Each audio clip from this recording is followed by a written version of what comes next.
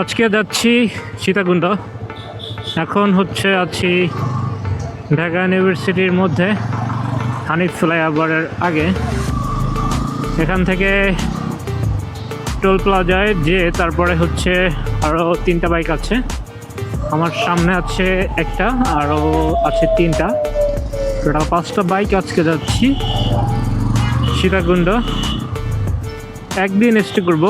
তো চলেন যাওয়া যাক। একে তো জ্যাম, এরপরে অল্পভাবে যে বাসের গাড়ি যাচ্ছে, কখন অ্যাক্সিডেন্ট ঘটে, মানে রাস্তাঘাটে সব আজব আজব জিনিস থাকে।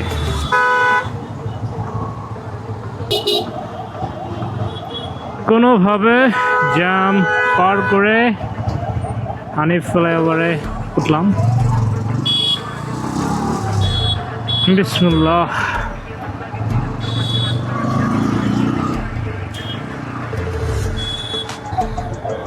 বাইকটা পড়ে গেছে। তো আমরা যেটা করব সেটা যে একবারে আমরা সীতাকুণ্ড যাব না, আমরা ফার্স্টে ফেনীর একটা হোটেলে স্টে করব, 4-5 ঘন্টার মতো ঘুমোবো।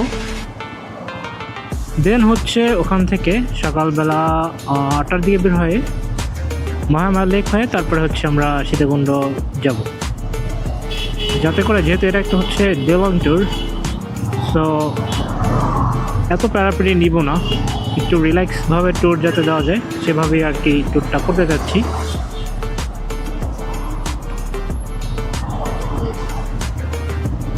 কী ব্যাপার, আজকে ফ্লাইওভারের রূপারেও আজকে অনেক জ্যাম।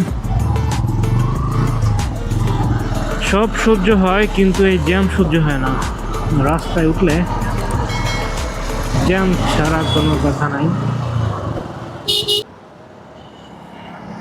টোল প্লাজা দিয়ে দাঁড়িয়েছি, আমাদের আরও